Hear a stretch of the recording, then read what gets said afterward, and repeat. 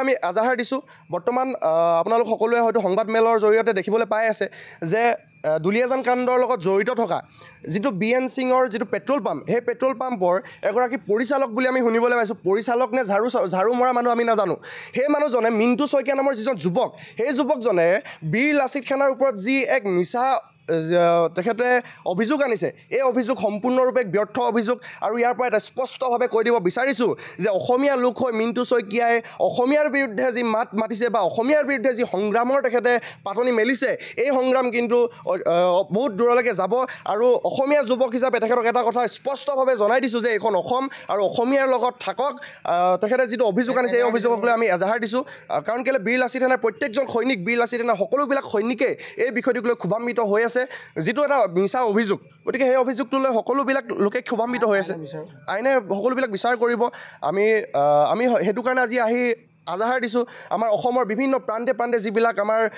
আৰক্ষী প্ৰশাসন আছে আৰক্ষী থানা আছে প্ৰত্যেক থানাই থানাই আজাহাৰ দিছোঁ আৰু কাৰণ আমি দিব পাৰিছোঁ কিয় আমি কাৰণ স্পষ্টভাৱে এটা কথাই কৈছোঁ আমি সততাত আছোঁ আৰু যি মিছা অভিযোগ ইয়াৰ বিৰুদ্ধে সম্পূৰ্ণৰূপে তদন্ত হ'ব লাগিব আৰু যি মিছা অভিযোগ আনিছে তেওঁক সম্পূৰ্ণৰূপে জেল হাজতলৈ প্ৰেৰণ কৰিব লাগিব নাইবা তেখেতে প্ৰমাণ কৰি দিয়ক যে বীৰ লাচিত সেনাই তেনেকুৱা ধৰণৰ কৰ্মকাণ্ড লিপ্ত হৈছে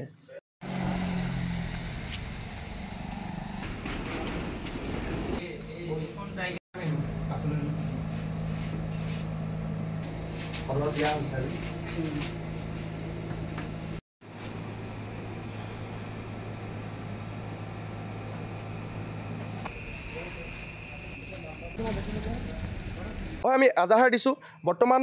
আপোনালোক সকলোৱে হয়তো সংবাদ মেলৰ জৰিয়তে দেখিবলৈ পাই আছে যে দুলীয়াজান কাণ্ডৰ লগত জড়িত থকা যিটো BN সিঙৰ যিটো পেট্ৰল পাম্প সেই পেট্ৰল পাম্পৰ এগৰাকী পৰিচালক বুলি আমি শুনিবলৈ পাইছোঁ পৰিচালক নে ঝাৰু মৰা মানুহ আমি নাজানো সেই মানুহজনে মিণ্টু শইকীয়া নামৰ যিজন যুৱক সেই যুৱকজনে বীৰ লাচিত খানাৰ ওপৰত যি এক মিছা